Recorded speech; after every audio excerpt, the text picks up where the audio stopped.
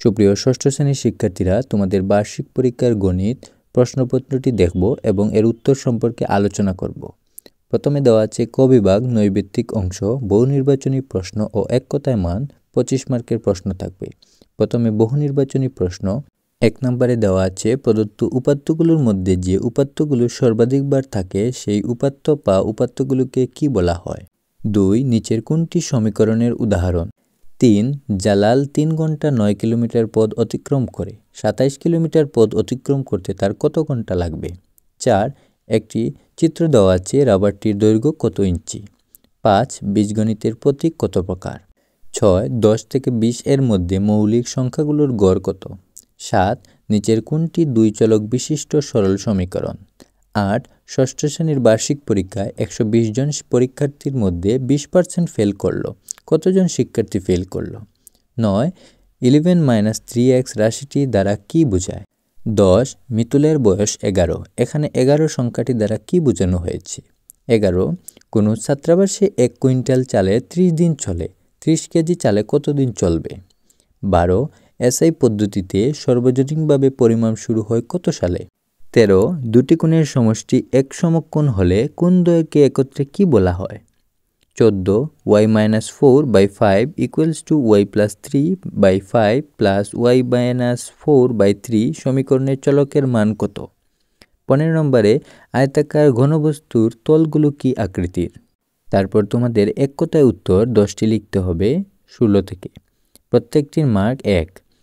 16 নম্বরে দেওয়া আছে একটি অজানা সংখ্যাকে 7 দিয়ে গুণ করলে 2 যোগ করলে যোগফল 9 হয়। অজানা সংখ্যাটি কত? 17. 100টি টেনিস বল 5 জন খেলোয়াড়ের মধ্যে সমানভাবে ভাগ করে দিলে প্রত্যেকে শতকরা কয়টি করে বল পাবে? 18. কতগুলো অবিন্যস্ত উপাত্তকে মানের ক্রমানুসারে সাজালে কি পাওয়া যায়? 19. জমির পরিমাপের কোন একক ব্যবহৃত হয়? 20. কোন গণকের বাহুর দৈর্ঘ্য 3 গুণ করা হলে এর আয়তন কত গুণ হবে? 21. মহিনের 6টি মার্বেল আছে। এখানে 6টি সংখ্যা দ্বারা কি বোঝানো হয়েছে? 22. মুসা আল খোয়ারিজমি কত খ্রিস্টাব্দে জন্মগ্রহণ করেন? 23. ক্যাপসুল আকৃতির কোন বস্তুকে অর্ধগোলকের সংখ্যা কত? 24. ঘনবস্তুর মাত্রা কয়টি? 25.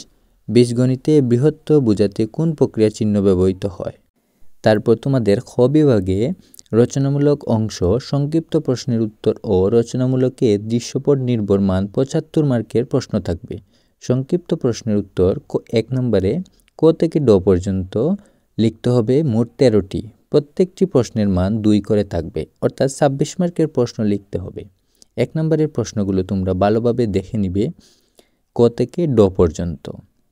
এই প্রশ্নগুলো ধারাবাহিকভাবে দেওয়া হয়েছে, তোমরা দেখে নাও এই প্রশ্নগুলো। রচনামূলক প্রশ্ন দৃশ্যপট নির্ভর। এখানে 10টি প্রশ্ন থাকবে, তারপর তোমাদের 60টি প্রশ্নের উত্তর দিতে হবে। প্রতিটি প্রশ্নের মান 7 করে থাকবে, অর্থাৎ 7 × 7 = 49 মার্কের প্রশ্ন থাকবে। এরপরে 2, 3, 4 এরকম করে 11 পর্যন্ত তোমাদের প্রশ্ন থাকবে।